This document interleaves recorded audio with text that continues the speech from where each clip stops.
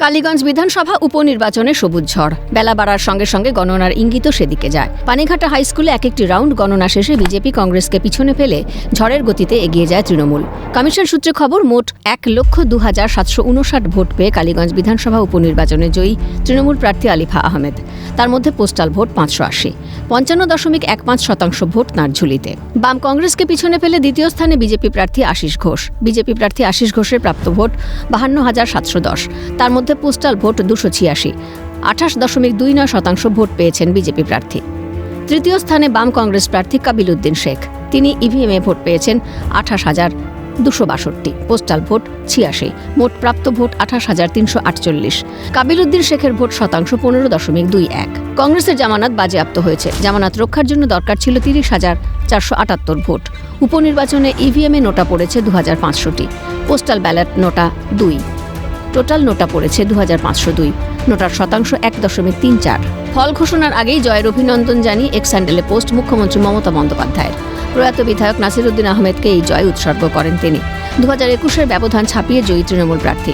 মানুষ উন্নয়নের পক্ষে ভোট দিয়েছে। সাম্প্রদায়িক রাজনীতি কালীগঞ্জের মানুষ চান না। বাংলাতেও এই রাজনীতির কোনো ঠাঁই নেই।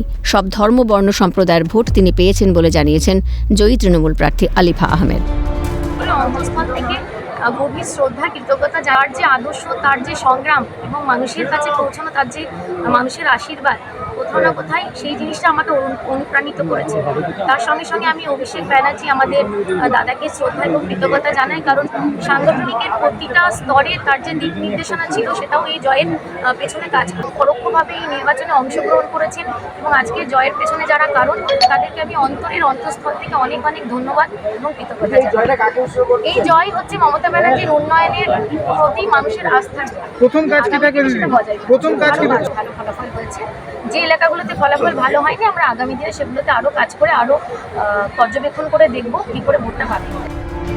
তৃণমূলের জয় স্বাভাবিকভাবেই উল্লাস ঘাসফুল শিবিরে। সবুজ আবির উড়িয়ে আনন্দে সামিল নেতাকর্মী সমর্থকরা। মেরুকরণের রাজনীতির অভিযোগ কংগ্রেস প্রার্থী কাবিল উদ্দিন শেখের। এই ফলাফল পুরোপুরি মমতা আর মোদির সেটিংয়ের ফলাফল। ধর্মনিরপেক্ষ মানুষের ভোট পেয়েছেন বলে জানিয়েছেন বাম সমর্থিত কংগ্রেস প্রার্থী কাবিল উদ্দিন শেখ। এই নির্বাচনে 4,000 ভোট বেশি পেয়েছেন বলে দাবি তাঁর। গত বিধানসভা ভোটে কংগ্রেসের প্রার্থী আবুল কাশেম পেয়েছিলেন 25,076টি ভোট।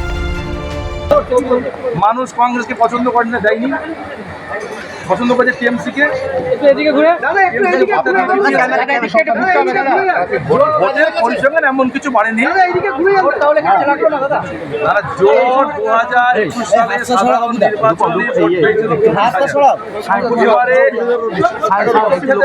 11%। এবার সেটা হয়েছে 28,000। মানুষ আমাদেরকে চাইনি, জোটকে চাইনি, পছন্দ করেনি, হয়তো ভালো লাগেনি, সেই জন্য আমরা জিততে পারিনি। গোপন আতাত করে এইভাবে করলে পারে, আমি দায়িত্ব নিয়ে বলছি, আমি জোটের ক্যান্ডিডেট, আগামী 100 বছর জেতা যাবে না।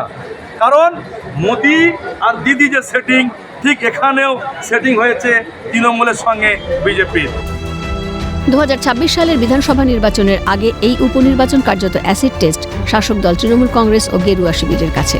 গতবারের ভোটে দ্বিতীয় স্থানে থাকলেও উপনির্বাচনে গণনার প্রথমে পিছিয়ে তৃতীয় স্থানে নেমে গিয়েছেন পদ্মপ্রার্থী। তবে এই ট্রেন্ড বজায় থাকলে স্বাভাবিকভাবেই অস্বস্তি বাড়াবে গেরুয়া শিবিরের, এমনই মত রাজনৈতিক মহলের। খালেদ জামাল ও প্রসেনজিৎ বিশ্বাসের রিপোর্ট, ক্যালকাটা নিউজ।